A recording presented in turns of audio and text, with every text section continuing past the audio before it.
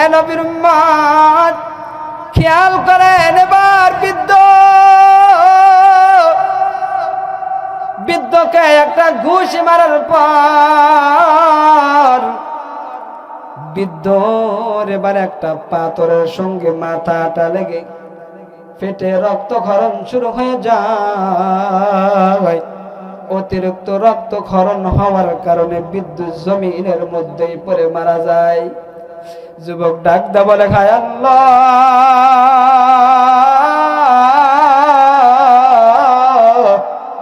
এটা আমি কি করলাম গো আল্লাহ? আয় আল্লাহ, আমি তো তাকে মেরে ফেলার উদ্দেশ্যে আল্লাহ মারি নাই। আয় আল্লাহ, তোমার হাবিব তো বলেছেন জমিনের ভিতরে যদি কোনো মানুষকে খুন করা হয়, যদি কোনো মানুষকে হত্যা করে দুনিয়ার থেকে বিদায় করে দেওয়া হয়, আল্লাহ তাআলা বলেন ওই বান্দার কাল কঠিন কিয়ামতের দিন সবার প্রথমে ওই বান্দার হিসাব নেওয়া হবে। আল্লাহ তাআলা শুধু এতটুকুই বলেন নাই, আল্লাহ তাআলা বলেছেন পৃথিবীর জমিনের ভিতরে যেই ব্যক্তি মানুষ খুন করবে, যে ব্যক্তি মানুষকে হত্যা করবে, আল্লাহ তাআলা চিরস্থায়ী তাকে জাহান্নামের মধ্যে নিক্ষেপ করে দিবে। কি করে দিবে? জাহান্নামের মধ্যে নিক্ষেপ করে দিবে। আমাদের বাংলার জমিনে এখন খুন হত্যা এগুলা কম না বেশি? এই জন্য আমরা আগামীর বাংলাদেশ, কিসের বাংলাদেশ দেখতে চাই? আগামীর বাংলাদেশ দেখতে চাই, কোরআনের বাংলাদেশ। কথা বলেন, কিসের বাংলাদেশ? আগামীর বাংলাদেশ আমরা কোরআনের বাংলাদেশ দেখতে চাই। আগামীর বাংলাদেশ দেখতে চাই ইসলামের বাংলাদেশ। আগামীর বাংলাদেশ দেখতে চাই আমরা আলেম ওলামার বাংলাদেশ। আপনারা দেখতে চান কি চান না? ইনশাআল্লাহ। এ নবীর উম্মত, এবার আসুন যুবক আল্লাহর কাছে বলতেছেন, হে আল্লাহ, আমি এটা কি করে ফেললাম গো আল্লাহ? এবার যুবক শুধু কান্না করতেছেন। এবার যুবক একবার চিন্তা করে, আমি তো তাকে মেরে ফেলে দিয়েছি, এখন যদি আমি এখান থেকে চলে যাই তাহলে তো আমাকে কেউ দেখবে না, কেউ আমাকে ধরতেও পারবে না। যুবক একবারে এই সিদ্ধান্ত নিয়ে নেয়। সবাই বলেন তো, ওখান থেকে যদি যুবক চলে যায় তাহলে কি যুবককে কেউ ধরতে পারবে? কেউ ধরতে পারবে না। যুবক একবার এই সিদ্ধান্ত নিয়ে নেয়। আবার বলে, না না, এখানে তো কোনো দুনিয়ার মানুষ নাই, এখানে কেউ নাই। এখন যদি আমি পলায়ন করে চলে যাই আমাকে তো কেউ দেখবে না, কিন্তু আমার দিকে তো আল্লাহ তাআলা, আমি আপনাদের সর্বপ্রথমে বলেছি, আল্লাহ তাআলা তো আমাদের দিকে সর্বদা সব সময় তাকায়া আছেন কি আছেন না? যুবক ডাকতে বলতেছেন, আমি সবার চোখকে ফাঁকি দিতে পারবো, কিন্তু আমি আল্লাহর চোখ কেমনে ফাঁকি দিব? হায় হায়, এটা আমি কি করলাম? যুবক এবার কান্না শুরু করে দেয়। যুবক বলতেছে, না না, আমি এই জায়গার মধ্যে থাকবো না। বৃদ্ধ জমিনের ভিতরেই পড়ে আছে। এবার বৃদ্ধ এই জায়গার মধ্যে কান্না করতেছেন। কিছুক্ষণ পর বৃদ্ধর দুইটা সন্তান চলে আসলেন। কি আসলেন? বৃদ্ধর দুইটা সন্তান চলে এসে দেখে আমার বাবা রক্তাক্ত অবস্থায় জমিনের মধ্যে পড়ে আছে। এবার যুবককে ডাক দে, বলে, যুবক, বলো বলো বলো বলো, আমার বাবার এই অবস্থা করেছে কে? আমার বাবাকে কে মেরেছে? যুবক ডাক দে বলে, যুবক ভাই, খোদার কসম করে বলতেছি, একটু বিশ্বাস করো। যুবক ডাক দে বলে, আমার বাড়ি মক্কাও না, আমার বাড়ি মাদিনাও না, আমার বাড়ি এখান থেকে 300 কিলোমিটার দূরত্ব। আমি মাদিনাতে একটু সফর করার জন্য আসছিলাম। আমি যাইতে যাইতে ক্লান্ত হয়ে গেলাম। পথের মধ্যে আমি একটু বিশ্রাম নেওয়া শুরু করে দিলাম। পাশে সেওয়ারি গাদাটারে খুঁটির সঙ্গে বেঁধে রেখেছিলাম। তোমার বাবা যে ফসল ফলাইছিল, তোমার বাবা যে বীজ বপন করেছিল, সেই ফসলগুলি আমার গাদা খেয়ে ফেলেছে। কি ফেলেছে? গাদাটা খেয়ে ফেলেছেন। এবার তোমার বাবা আমার শিবারি গাদাটারে মেরে ফেলেছে। আমি যখন এসে দেখলাম, যুবক ভাই, আমি আর রাগকে কন্ট্রোল করতে পারি নাই। আমি কারণ এখান থেকে কিভাবে কেমনে বাড়িতে যাব? ওই সময় তো কোনো গাড়ি নাই, কোনো কিছুই নাই, তাহলে কেমনে বাড়ি তো আমার যাওয়া লাগবে। এবার যুবক বলতেছেন, আমার অতিরিক্ত রাগ হওয়ার কারণে তোমার বাবাকে একটা ঘুষি মেরেছি, কিন্তু খোদার কসম করে বলতেছি, তোমার বাবাকে আমি মেরে ফেলার উদ্দেশ্য মারি নাই। এবার বৃদ্ধর দুইটা সন্তান ডাক দিয়ে বলে, এই যুবক, তোর সাহস তো কম না। আমার বাবাকে মেরে ফেলার পরেও তুই এই স্থানের মধ্যেই রয়েছস কেন? কেন রে? যুবক ডাক দিয়ে বলতেছেন, ও যুবক ভাই, তোমার বাবাকে যখন আমি মেরে ফেলেছি, তোমার বাবাকে মারার পর তোমরাও ছিল না, দুনিয়ার কোনো মানুষ ছিল না। আমি তো এখান থেকে পলায়ন করে চলে যাইতে পারতাম, কিন্তু আমি যাই না। আমি এখান থেকে কেমনে যাব? কারণ আল্লাহ তো আমার দিকে সব সময় তাকায় আছেন। দুনিয়ার মানুষের চোখ আমি ফাঁকি দিতে পারবো, কিন্তু আমি আল্লাহর চোখ কেমনে ফাঁকি দিব? এবার যুবক এই কথা বলার পর বৃদ্ধর দুইটা সন্তান বলতেছেন, চলো চলো খলিফাতুল মুসলিমিন হযরত ওমরের কাছে চলো। ওমরের বিচার রায় হচ্ছে কি জানেন? খুনের বদলা খুন, হত্যার বদলা কি হত্যা। এটা হচ্ছে হযরত ওমর রাদিয়াল্লাহু তাআলা আনহুর বিচার। হযরত ওমর রাদিয়াল্লাহু তাআলা আনহুর কাছে নিয়ে গেলেন। এরকম মজলিসের মধ্যে যুবকরে দাঁড় করাইলেন, বলো তুমি কি করেছো? সব ঘটনা খুলে বলার পর এবার বলতেছেন, তোমাকে হত্যার বদলা হত্যা করা হবে, তোমাকে ফাঁসির কাষ্ঠের ভিতরে ঝোলানো হবে। কি হবে? যুবক আবার ডাক দিয়ে বলতেছেন, আলহামদুলিল্লাহ, আমি ফাঁসির কাষ্ঠের মধ্যে ঝুলতে রাজি, কিন্তু খলিফাতুল মুসলিমিন, কিন্তু আমার একটা শর্ত রয়েছে। কি রয়েছে রে বাবা? আমার একটা শর্ত রয়েছে। এবার খলিফাতুল মুসলিমিন ডাক দিয়ে বলেন, কি তোমার শর্ত? আমার কাছে একটু বলো। এবার যুবক ডাক দিয়ে বলে, ও খলিফাতুল মুসলিমিন, আমাকে একটু বাড়িতে যাইতে দেওয়া লাগবে। সবাই বলেন তো, আসামি যদি জেলখানার থেকে ছুটে যায়, ওই আসামি কি আর ধরা দেয়? দেয়? হ্যাঁ, কখনো ধরা দেয় না।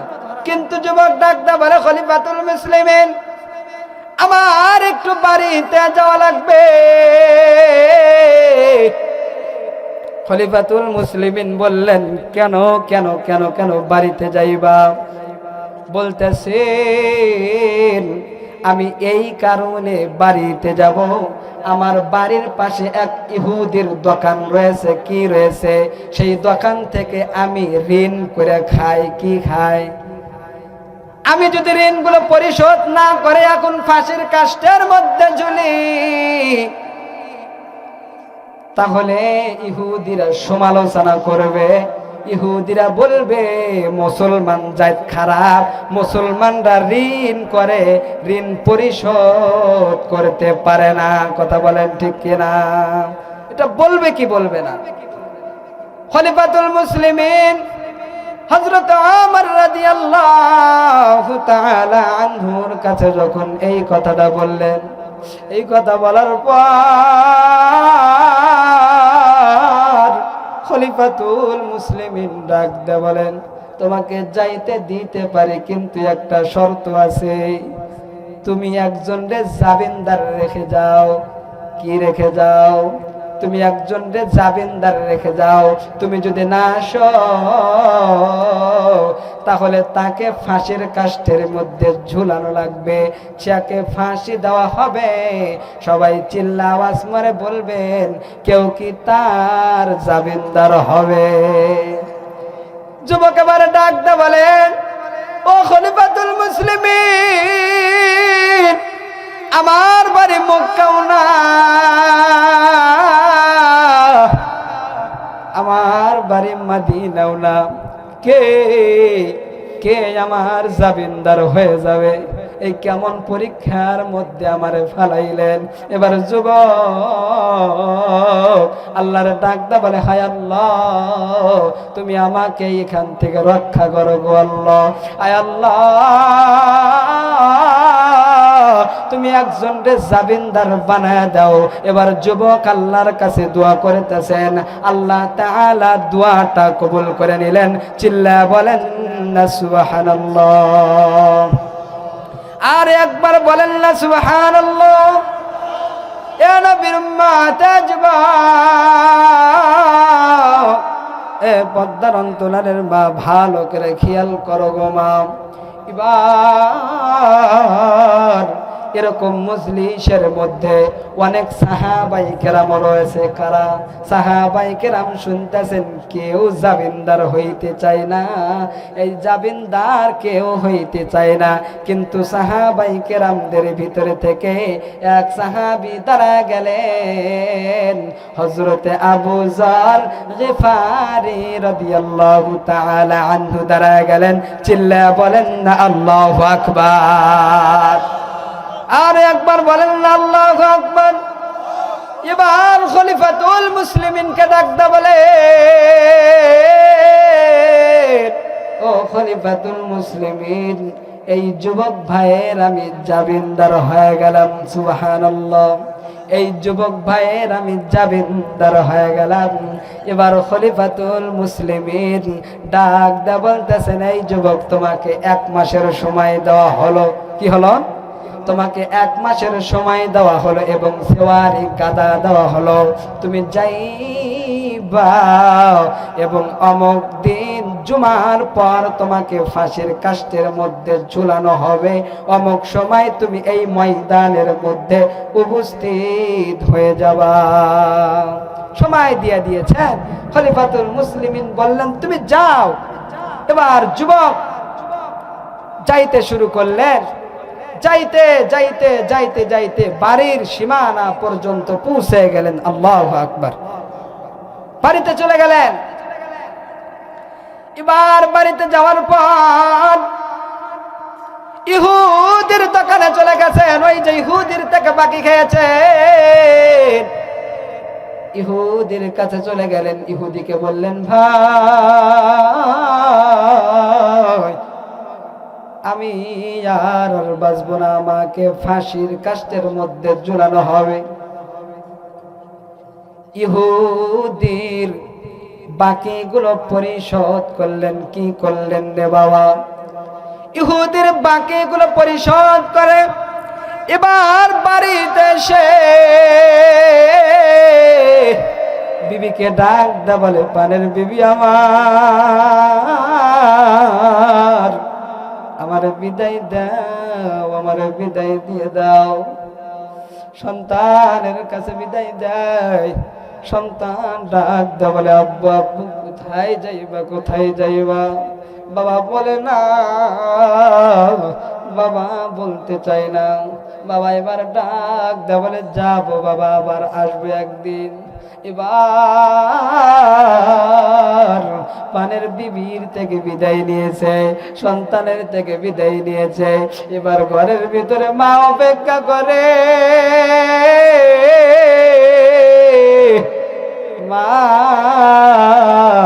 কাছে চলে গেলেন। যুবক এবার মারে যা বলতেছেন, ও মা আমারে একটু বিদায় করে দাও না গো মা।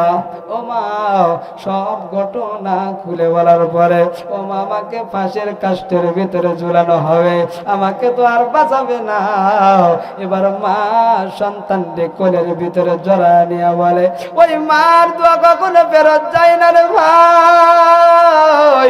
মা সন্তানকে জড়ায় নিয়ে বলে, ও বাজান তোর জন্য আমি দোয়া করে দিলাম গো বাজান, তোর কিছু হবে না, তোর কিছু হবে না। মার দোয়া আল্লাহর কাছে কবুল হয়ে গেছে। চিল্লা একবার বলেন না আল্লাহু আকবার। এ নবীর উম্মত যুবক, এবার যুবক ভাই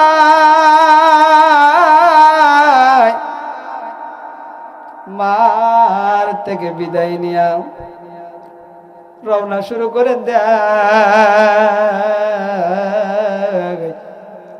যাইতে যাইতে পথের মধ্যে ঘোড়ার যে লাগাম রয়েছে, লাগাম আছে না, লাগামটা ছুটে যায়। তাহলে বলেন তো পথের মধ্যে দেরি হবে কি হবে না? অবশ্যই কিন্তু দেরি হবে, দেরি হওয়ার কথা। কারণ বিপদের সময় কিন্তু কাজ তাড়াতাড়ি হয় না। হয় বাবা, তাড়াতাড়ি হয় না, শুধু বিপদই আসে, বিপদই আসে। এবার যুবক যাইতে যাইতে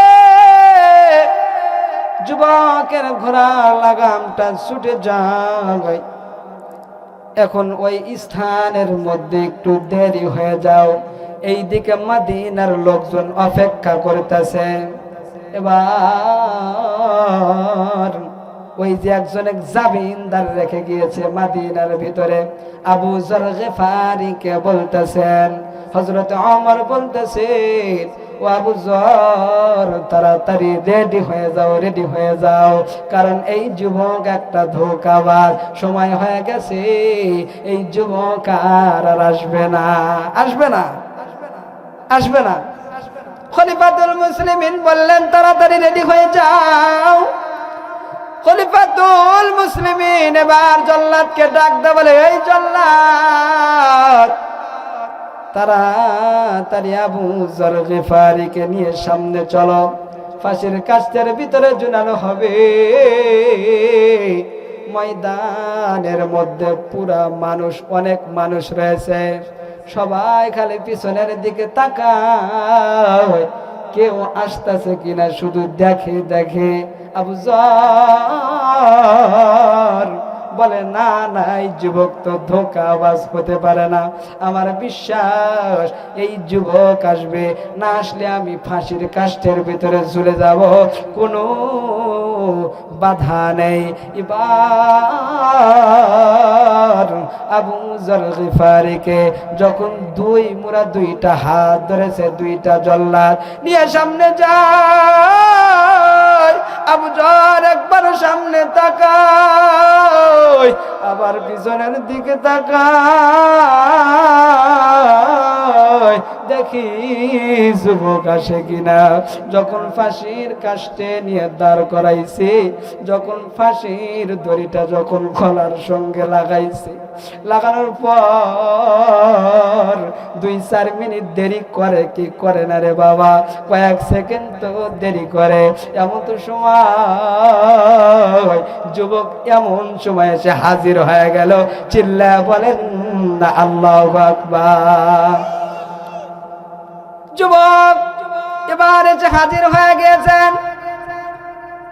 ডাক দে মদিনার মানুষকে, ডাক দে, বলে, ও মদিনার মানুষ, আমার আবু যর ভাইকে তোমরা ফাঁসি দিও না, আমি এসে গেছি, আমাকে তোমরা ফাঁসি দাও। এবার মদিনার মানুষ অবাক হয়ে গেলেন, হায় হায় যুবক, যুবক ছুটে যাওয়ার পরেও আবার চলে আসলেন। তাহলে সবাই চিল্লা আওয়াজ মেরে বলবেন তার অন্তরের ভিতরে কেমন তাকওয়া ছিলেন। শুধু তাই নয়, এবার হযরত ওমর রাদিয়াল্লাহু তাআলা আনহু বললেন, জল্লাদ আবু যরকে এখন ছেড়ে দাও, এবার যুবকরে নিয়ে চলো। মদিনার মানুষ অবাক হয়ে গেল। মদিনার মানুষ বলতেছে, এই যুবক তো একটা ভালো মানুষ, এই যুবকরে তো মারা যাবে না।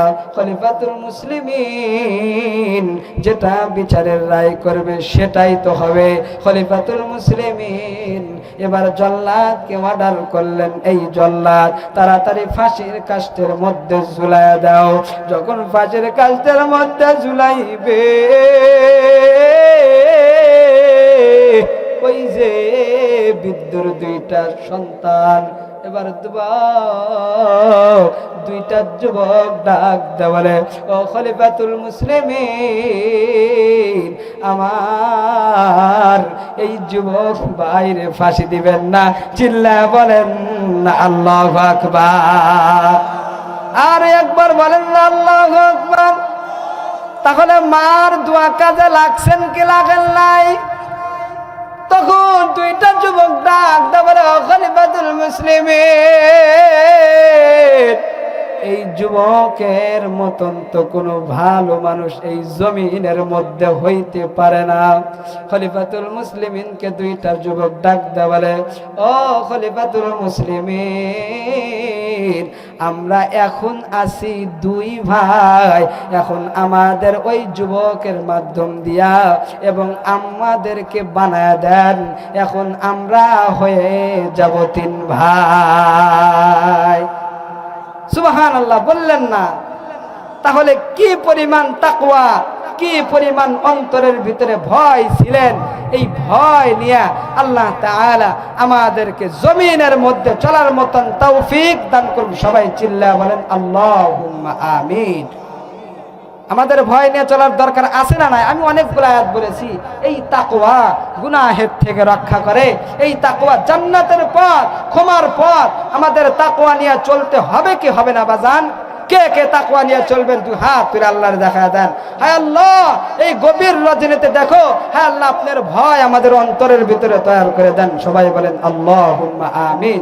সবাই বসবেন। আচ্ছা সবাই বলেন তো এটা কিসের মাহফিল? মসজিদের মাহফিল বোঝেন না নাকি? মসজিদের মাহফিল, মসজিদের উন্নতি করবে না। আল্লাহ রাসূল সাল্লাল্লাহু আলাইহি ওয়াসাল্লাম, এ বাবা উঠেন কেন? বলে আমি যাচ্ছি। আল্লাহ রাসূল সাল্লাল্লাহু আলাইহি ওয়াসাল্লাম বলেন, মান বানা লিল্লাহি মাসজিদান বানাল্লাহু লাহু বাইতান ফিল জান্নাহ। আল্লাহ রাসূল সাল্লাল্লাহু আলাইহি ওয়াসাল্লাম কি বলতেছেন? আল্লাহ রাসূল সাল্লাল্লাহু আলাইহি ওয়াসাল্লাম বলেন, যে ব্যক্তি আল্লাহকে সন্তুষ্ট করার জন্য আল্লাহর ঘরকে জমিনের ভিতরে নির্মাণ করলো, আল্লাহ তাআলা তার জন্য জান্নাতের ভিতরে একটা ঘরকে নির্মাণ করবে। চিল্লা বলেন সুবহানাল্লাহ। আমরা কে কে জান্নাতের ভিতরে ঘর নির্মাণ করতে চাই? যে যাই বলেন, কিন্তু তাকওয়াবান বান্দা হওয়ার জন্য শর্ত আছে বাজান, এটা তো বলি নাই রে বাবা। মানুষকে জিজ্ঞাসা করতে করতে করতে করতে হযরতে ওসমানের গেটের সামনে যা দাঁড়াইছে। আগে তো কোনো বিল্ডিং ছিল না, সোনের বেড়ার ঘর ছিল। আমরা তো দেখি নাই, আপনারা ভালো জানেন। ভিতরে থেকে যা বলতো বাহিরে শোনা যেত। এবার গ্রাম্য সাহাবী ভিতরে যখন লক করবে, ওই সময় ভিতরে থেকে একটা পুরুষ কণ্ঠে এক মহিলাকে ওই রকম শাসাচ্ছে। কি করছে? গালিগালাজ করতেছে, বলতেছে তুমি গত রাত কুপি কুপি করলে বুঝবেন, হেরিকেন চেনেন? হেরিকেন, হ্যাঁ এটা হেরিকেনের সঙ্গে পুলটা যদি একটু বাড়ায় দেওয়া হয় তাহলে তেল বেশি খায় না কম খায়? বেশি খায় না? তাই তুমি গত রাত্রে কেন পুলতাটা তুমি বাড়া দিলা, বলো বলো না বিবি আমার। অনেক গালি গালাজ করলেন। সঙ্গে সঙ্গে ওই সময় গ্রাম্য সাহাবী বলে ইন্না লিল্লাহ। কি বলতেছেন? বলতেছে ইন্না লিল্লাহ, আল্লাহর রাসূল আমাকে কোন কাইপটার বাড়ি পাঠাইলেন, সামান্য একটু পুলতা বাড়া দিয়েছেন, তার জন্যই বিবিকে এরকম শাসাচ্ছেন, আমাকে আবার কি দিবি? বলেন তো দিব না? দেওয়ারই কথা। মনে করতেছে একবার চলে যায়। এবার গ্রাম্য সাহাবী বলতেছেন না না, পয়গম্বর যেহেতু আমাকে পাঠাইছেন, তাহলে দেখি একটু দরজার মধ্যে লক করে দিই, দরজার মধ্যে লক করে দেই। এবার গ্রাম্য সাহাবী দরজার মধ্যে লক করলেন। হযরতে এবার উসমান গনি রাদিয়াল্লাহু তাআলা আনহু এবার বাহিরে চলে আসলেন।